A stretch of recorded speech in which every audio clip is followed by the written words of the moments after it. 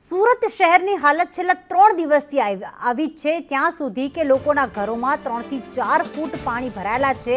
વારંવાર સંદેશ ન્યૂઝ દ્વારા મેયરને સવાલ પૂછવામાં આવ્યા, પરંતુ ના મેયર ફોન ઉપાડતા હતા, ના મેયર કોઈ ઇન્ટરવ્યૂ આપતા હતા અને આખરે 3 દિવસે જાણે તેમને પોતાની જવાબદારીનું ભાન થયું હોય 3 દિવસે હાલમાં તેઓ આવ્યા છે અને મેયરને ત્રીજા દિવસે હવે સમય મળ્યો છે જવાબ આપવાનો અને પ્રજા પરેશાન હતી। પ્રજાના પ્રશ્નોને ઉજાગર કરવા સંદેશ ન્યૂઝ તો પહોંચી ગયું, પરંતુ ત્યાં જેની જવાબદારીમાં બધું જ આવે છે, જે દાવા કરે છે કે પ્રી મોન્સૂન કામગીરી થઈ ચૂકી છે, સુરતમાં પાણી નહીં ભરાય, એવા ખોટા દાવા કરનાર મેયર હવે 3 દિવસે ત્યાં પહોંચ્યા છે। પૂર્ણા ગામ વિસ્તારના લોકોની પરિસ્થિતિ જોઈ રહ્યા છે અને જોઈને પણ મેયર કદાચ કોઈ કામગીરી કરે તો પછી એમનું આવવાનું કદાચ લોકોને એ ફાયદાકારક રહે, પરંતુ માત્ર પરિસ્થિતિ જોઈને જો જતા રહે, કારણ કે આ જ થતું હોય છે દર વર્ષે સુરતમાં। જો વરસાદ વરસે તો વરસાદ તો ગમરોડતો જ હોય છે આખા સુરતને, પરંતુ ખાડીના પૂર પણ ત્યાં ભરાઈ જતા હોય છે। સુરત શહેરમાં ખારી પૂરે તારાજી સર્જી છે। સુરત શહેરની જે સુરત છે તે બદલાય છે, લોકો હેરાન પરેશાન છે। ત્યારે મેયર છે સુરતના દક્ષેશભાઈ માવાણી, તેમની સાથે વાત કરી। સાહેબ, છેલ્લા 3 દિવસથી લોકો હેરાન પરેશાન છે, લોકોને તકલીફ પડી। તમે કહ્યું હતું કે આ વખતે પૂર નહીં આવે, પણ આવી ગયું, શું કહેશો?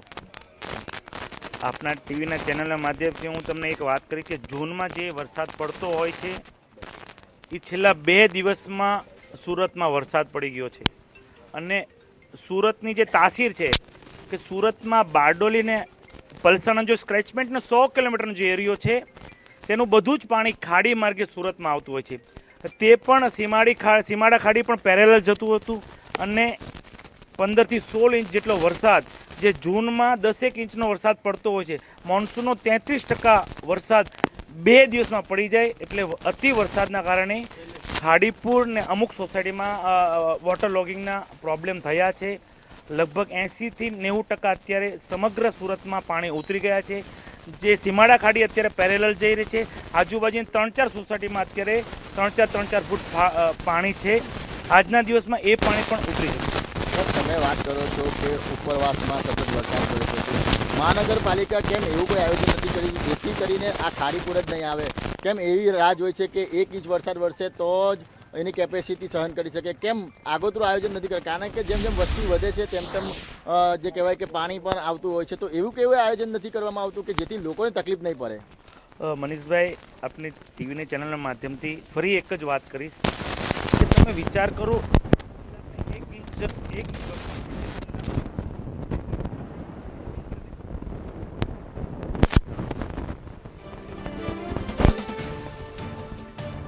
વરસાદ વચ્ચે હવે ત્રીજા દિવસે મેયર જવાબ આપી રહ્યા છે અને જવાબ પણ એ આપ્યો કે આમ જૂન મહિનામાં સુરતમાં 10 ઇંચ વરસાદ વરસતો હોય છે, પણ 16 થી 17 ઇંચ વરસાદ વરસી ગયો, જેના કારણે આ પ્રકારે થયું છે।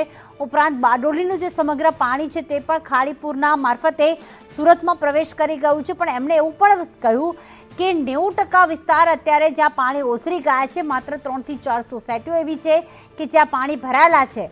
પરંતુ આ જવાબથી શું સુરતવાસીઓ સંતુષ્ટ છે? કારણ કે 3 દિવસ સુધી પાણી ભરાયેલા રહે, વેપારીઓ પોતાની દુકાનો ના ખોલી શકે, હાઈવેનો એક સાઈડનો રસ્તો બંધ કરવામાં આવે, એવી તો તમારી કેવી વ્યવસ્થા છે? સુરત મહાનગરપાલિકાને શ્રેષ્ઠ મહાનગરપાલિકાનો એવોર્ડ પણ મળેલો છે અને એવા સમયમાં જો સુરતની હાલત 15 થી 16 ઇંચ વરસાદ, કારણ કે દરિયાકાંઠાનો વિસ્તાર છે, ગુજરાતના તમામ લોકો એ જાણે છે કે દક્ષિણ ગુજરાત અને દક્ષિણ સૌરાષ્ટ્રમાં ભારે વરસાદ વરસતો હોય છે ને એ વખતે 15 થી 16 ઇંચ વરસાદ વરસતો જ હોય છે।